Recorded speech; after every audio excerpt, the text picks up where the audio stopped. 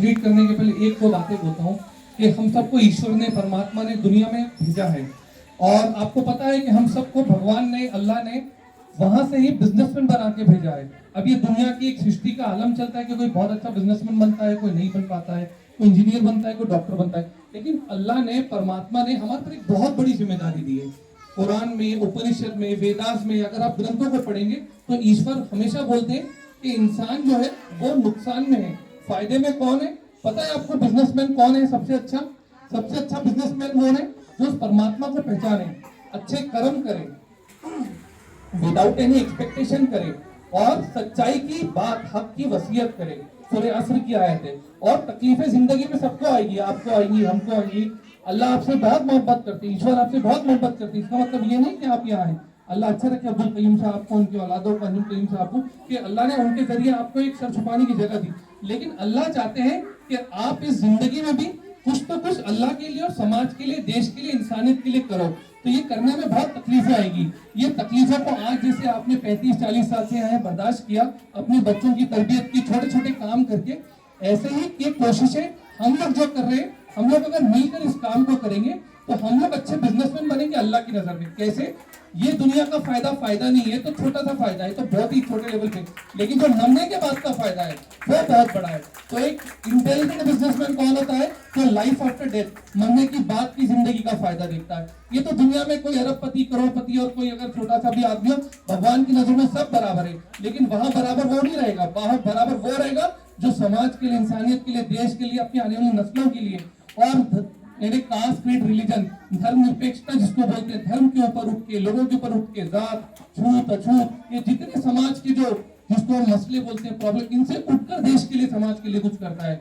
रियाज काजी भाई के लिए आप लोग बहुत दुआएं करिए, और वो अल्लाह के बंदे के साथ उनकी फैमिली की भी कुर्बानियां हैं। हम सब लोग आपके साथ जान, माल, वक्त, सलाहियत के साथ आपके इन बच्चों के साथ है। हमारे बहुत क्लियर 2-3 मकसद है। पहला मकसद तो कि जो बच्चे स्कूल जा रहे हैं उनके अंदर और निखार लाना, जो बच्चे स्कूल में जा रहे हैं उनके अंदर स्कूल की एक चाहत को पैदा करना।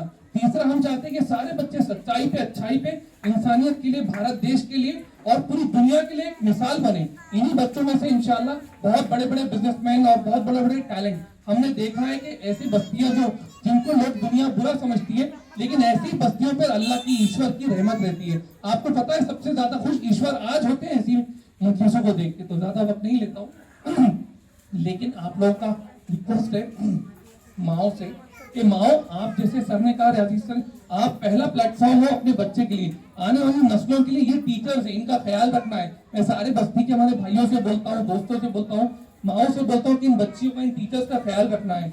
इनकी इज्जत की, आबरू की, सेफ्टी की, सिक्योरिटी की जिम्मेदारी आप लोगों की। हम लोग तो आएंगे, बीच में आएंगे, लेकिन ये जो बच्चियां आपके लिए आ रही हैं, ये जो लोग आपके लिए आ रहे हैं, ये आपके बच्चों की जिंदगी बनाने आ रहे हैं। हमारा आपसे कोई एक्सपेक्टेशन नहीं है, नरेंद्र झक्कर जी का आपसे इस माध्यम से कोई एक्सपेक्टेशन नहीं है, लेकिन वो भी चाहते हैं कि एक अच्छा माहौल पैदा हो, एक अच्छे समाज में लीडरशिप पैदा हो।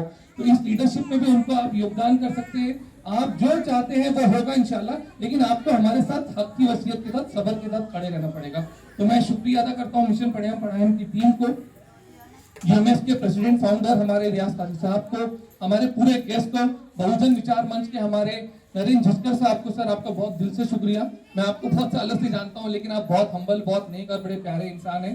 तो आपको अल्लाह कबूल करे, आपके मकासद को कबूल करे, और समाज में, देश में हम सबको भगवान कबूल करके हम अच्छे कार्यक्रम लोगों के लिए करें, इंसानियत के लिए करें। और हमारी जिम्मेदारी भी है, क्योंकि उनको आखिरत में मरने के बाद जवाब देना है। तो सारे बस्ती वालों का शुक्रिया अदा करता हूँ, मस्जिद कमेटी का शुक्रिया अदा करता हूँ जिन्होंने बर्दाश्त किया हमारे इसको अजान के बाद की नमाज के वक्त। अंजुम कयूम भाई आपका बहुत बहुत जज़ाकल्लाह।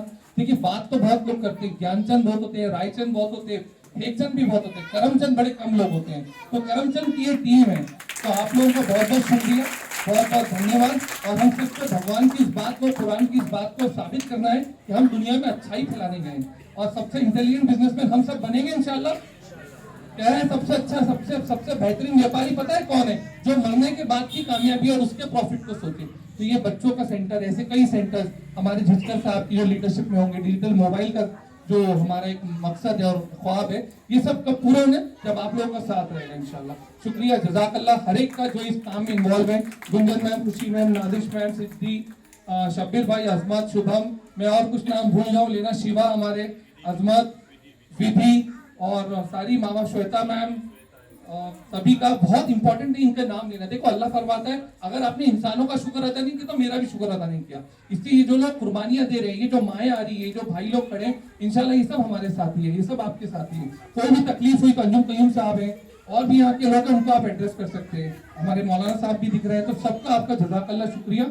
और अगर किसी का शुक्रिया, अगर माफी चाहता हूँ बच्चों, आपका सबसे बड़ा शुक्रिया है बच्चों, आप लोगों का बहुत बहुत शुक्रिया। लेकिन सबसे अच्छा शुक्रिया कब होगा जब आप लोग दिल से पढ़ के बहुत बेहतरीन इंसान बनोगे। देखो बड़ा आदमी बनना कमाल नहीं है, लेकिन अच्छा इंसान बनना बहुत बड़ा कमाल है। तो अल्लाह हमसे ये चाहते हैं।